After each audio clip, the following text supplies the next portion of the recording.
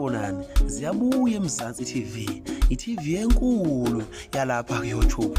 Hlala phansi ulindele zonke iy'nconsamati, futhi mangithi ungathi vu, ngempela ungayithi vu, ngiza nenye indaba. Ibuke izophela ezandleni indaba yedamu laseNseleni.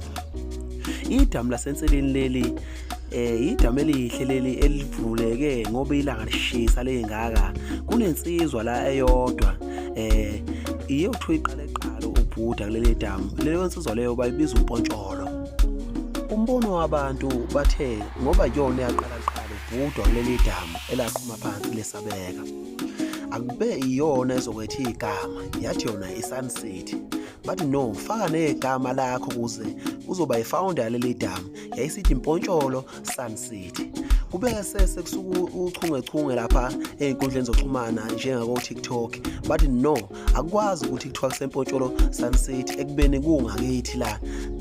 Uma kuyimpotsholo yokwenzani leyo? Kulele nansi ivideo engizoyidlala i-audio because of i-copyright.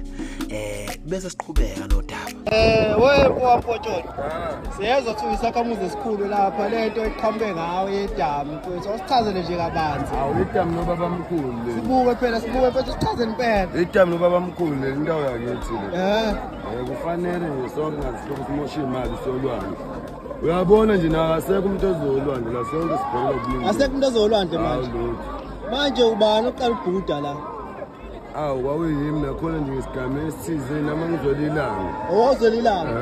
Wayisukela nje wedwa. Ngathi angizobona ukuthi wenzala nindana bafowethu. Singena. Manje nje wase bekujoyina abanye. Bonke. Manje ubona kwenzakala njeni uyajabula.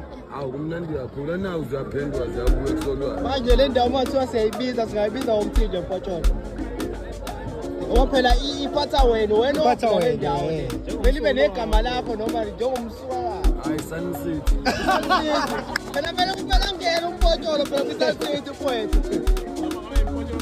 Noma ngabe Mpotsholo Suncity. Lawa-ke amazwi alensizwa le eyona msusa wokubhukuda kuleli damu. Yaba ngoqala nqa yabhukuda la ilanga lishisa kakhulu moyilalela kahle. Nawa-ke abachaza ngendawo ukuthi kuphi la, ama-comment la bagadla khona kakhulu. Bona la emayini Seleni sikhandela idamu lethu leli, amanzi kuyasuka phansi komhlaba phansi lana okuyinkwali lana basibambiwa bayeka. Bona nje amanzi asuka phansi aphuma kakhulu basesanda kwaleli. Lawa amazwi esiwathola kuThabo Nene. Sichazela ngedamu ukuthi laqhamuka kanjani kuze iy'nkundla zokuxhumana. Siyabonga. Siyeza nezinye ey'shisayo nalezi zasekameleni siyabuya nazo kanti siziney'nkinga ze-channel.